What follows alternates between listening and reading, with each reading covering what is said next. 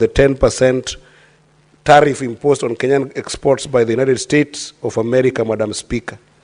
This tariff, Madam Speaker, is generally to affect the sectors of tea, coffee, horticulture, textile, and other sectors that are largely contributing to Kenyan exports, Madam Speaker.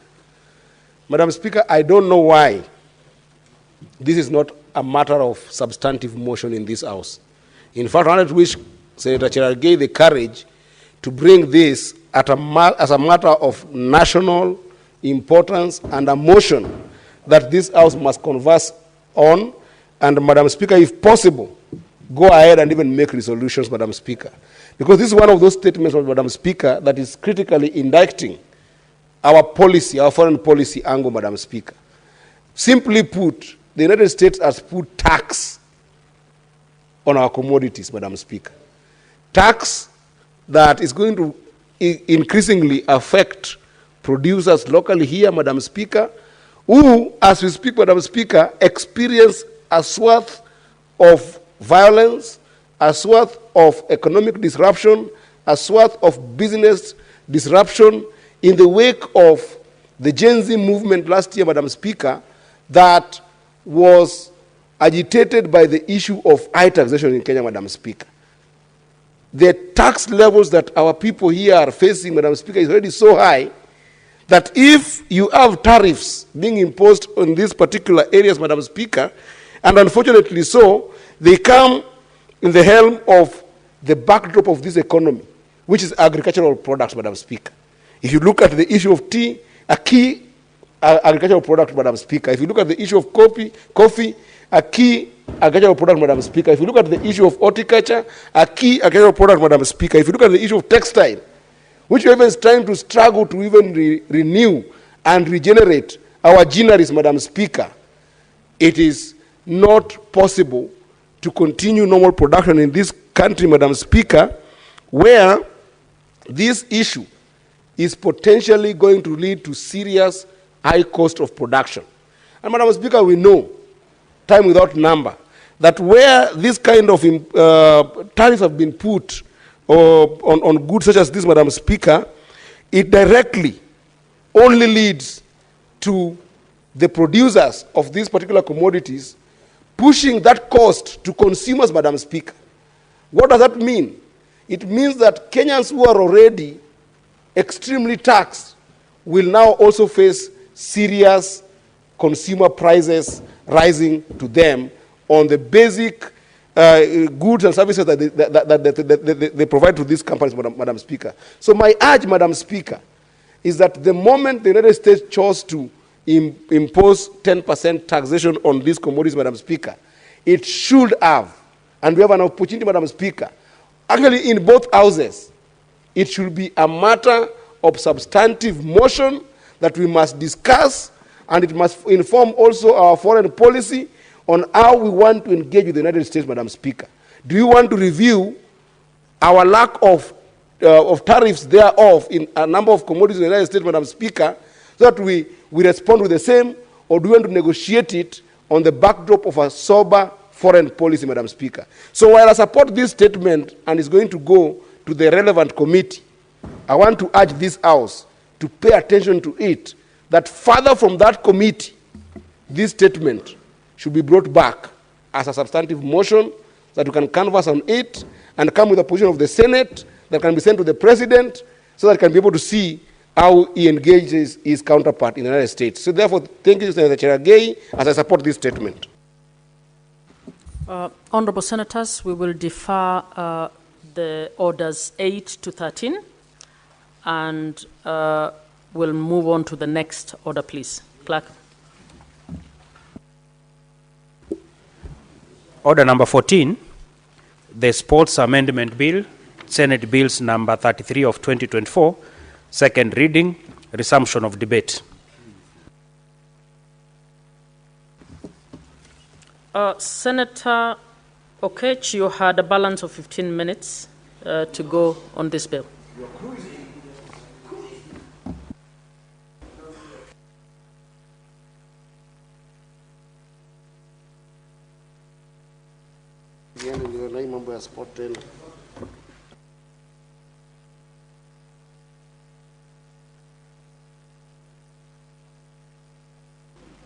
Madam Speaker, yesterday I was interrupted by the issue of quorum by the good senator or aspiring senator from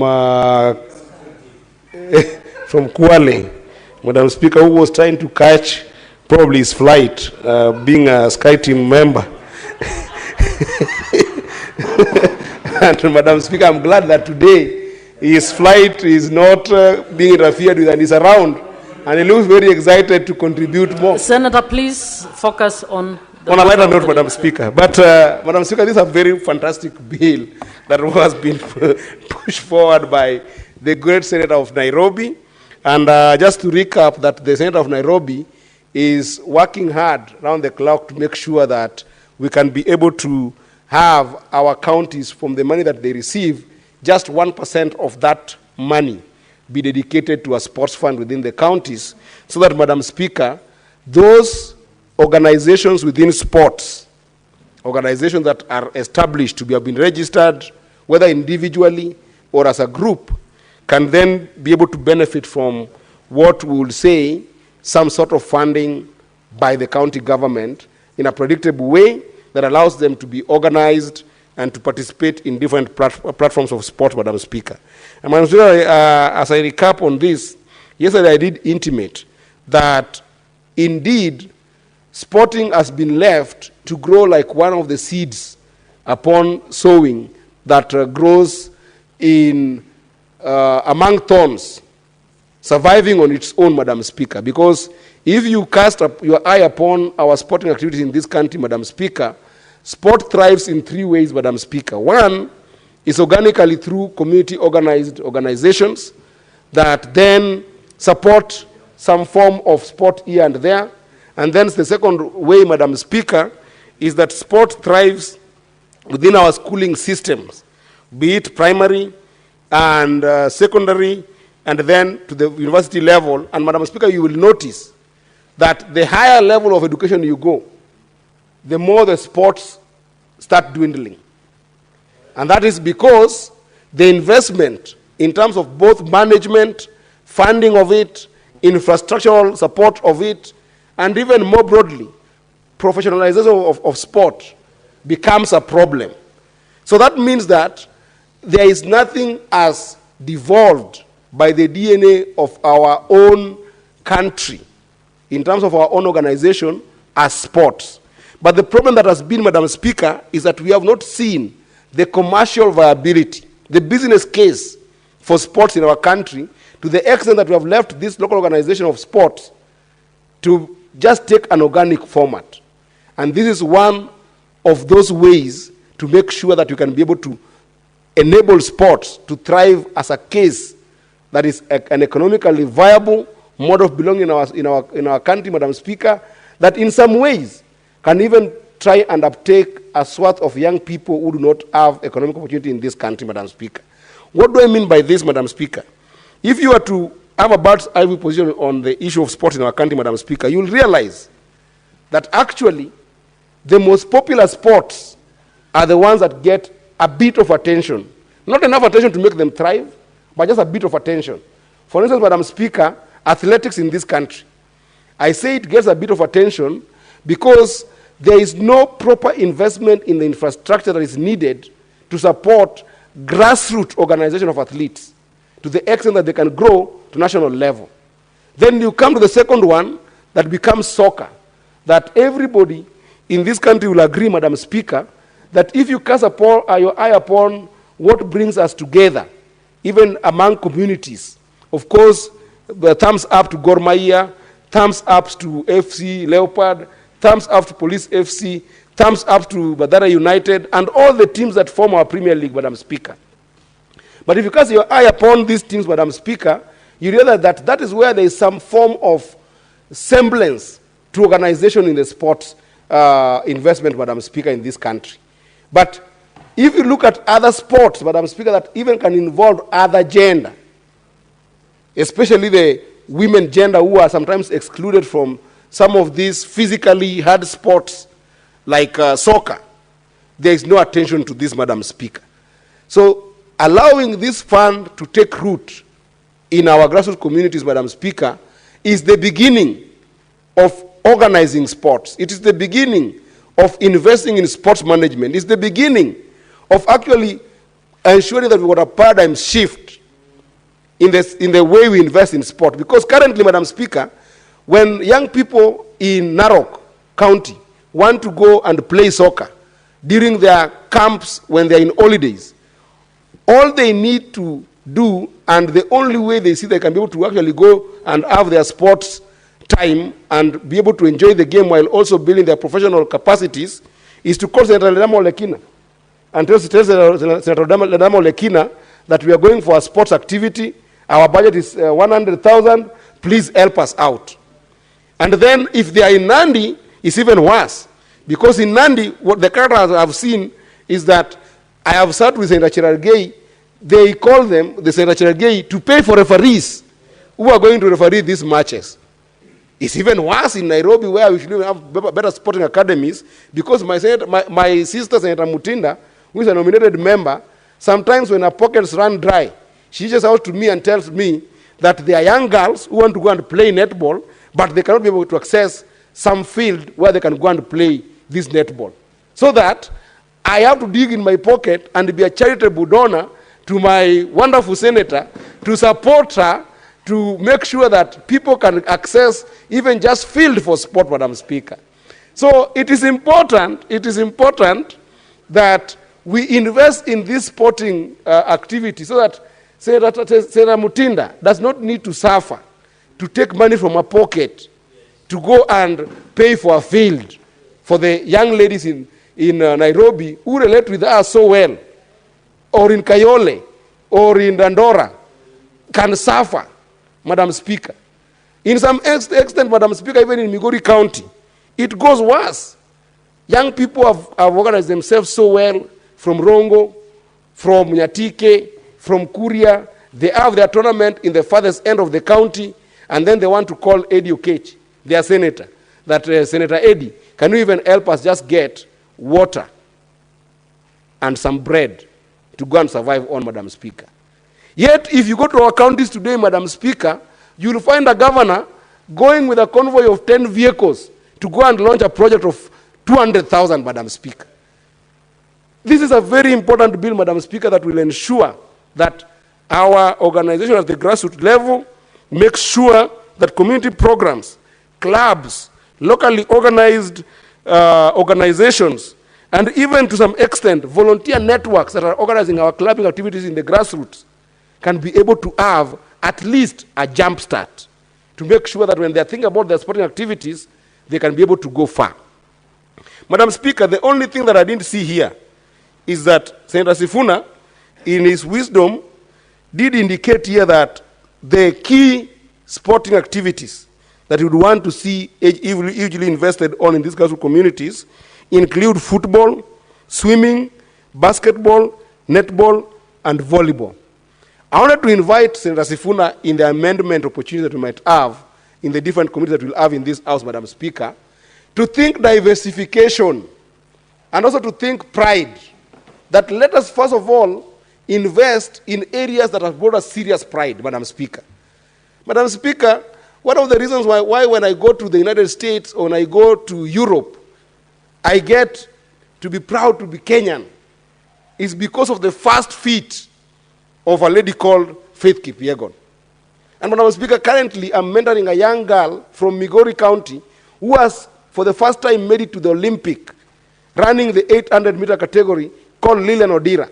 Madam Speaker, you might remember that Lilian Odira, last year in the qualification tests for runners in this country, she actually did defeat Mora, who has been a champion at all over the world stage, Madam Speaker.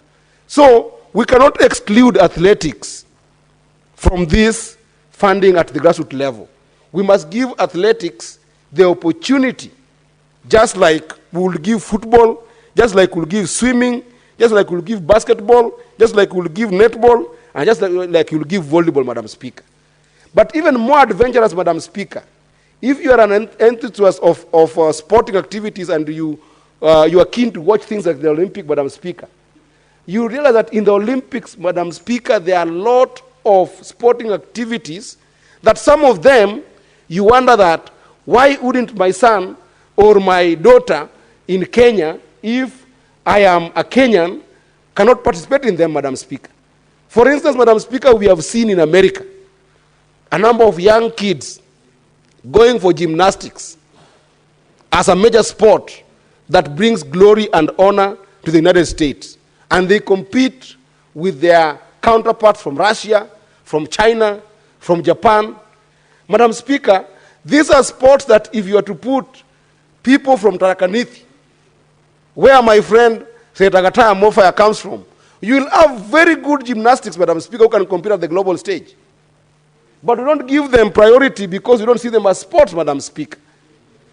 If you think about sports like synchronized swimming, Madam Speaker, if you come from the lake where I come from, or from where Senator Faki comes from, in the Indian Ocean, Madam Speaker, in the Indian Ocean, when you go there, Madam Speaker, you realize that even Chimera, Senator Chimera, the kind of swimming that this gentleman does in snow, they call it snorkeling.